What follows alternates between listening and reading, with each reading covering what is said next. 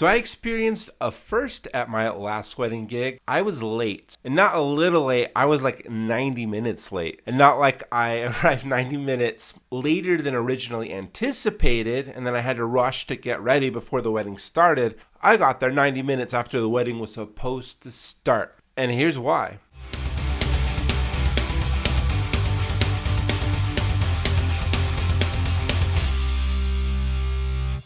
Hey everybody, how's it going? Daryl here, welcome to the channel. So I live here in Utah and snowstorms are a part of everyday Utah life. And usually, like for us wedding DJs, we're not like missing our alarm and arriving late at events because events are usually at night. And I am not a night shift worker. But this was more an act of God, a force majeure.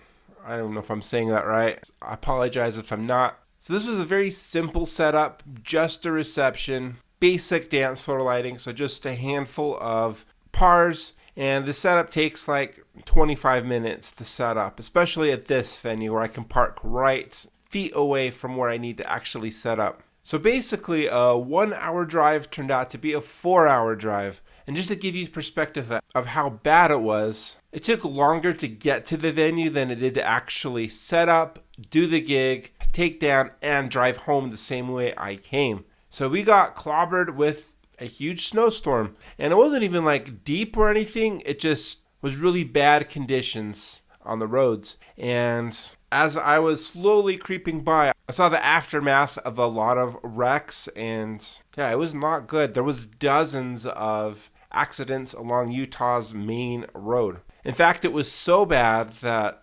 unfortunately there was a fatal accident and they shut down the freeway altogether in one spot, and then they also shut it down to do some plowing. So it was really not much you can do. There really wasn't like an alternative path to take. So I just had to sit there and hope for the best and communicate with the planner. And I feel very grateful that like the planner and the couple were very chill and very understanding. They were expecting 300 guests at their wedding, and I would say they didn't even break 150. Scratch that, I don't think they even broke 100. I'd say the majority of their guests weren't able to make it to the wedding. And luckily they did push back the celebration quite a bit. They pushed it back an hour. And I expected the celebration to go on later to kind of make up for lost time, but they kind of wanted to end around the same time. So yeah, I was only set up and performing for like an hour and a half. And while they were understanding, they were very eager to go on all the formalities. So I didn't even do a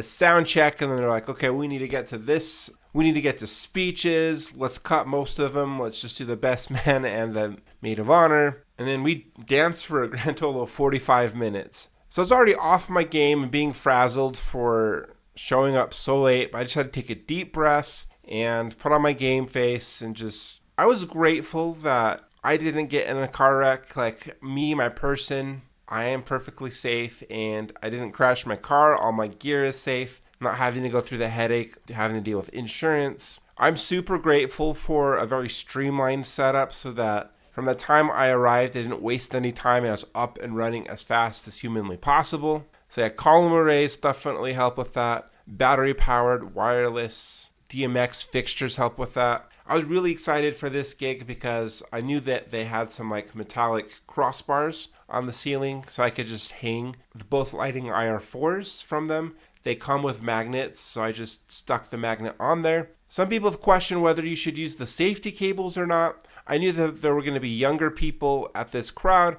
and the crossbars aren't that low. Like, somebody can jump up and grab something. And in fact, during the dancing part, during the drop of a song, somebody did try to grab the light and knock it off. So that could have been disastrous. But I felt safe with having those safety cables because if they would have knocked it off, which takes quite a bit of force because those magnets are pretty strong, I don't think it would have hit anybody's head and everything would have been okay. Whatever the case, that was a crazy gig. What's a time that you had something crazy happen to you at a gig? Let me know down in the comments below, and please smash like and subscribe, and I'll see you in the next video.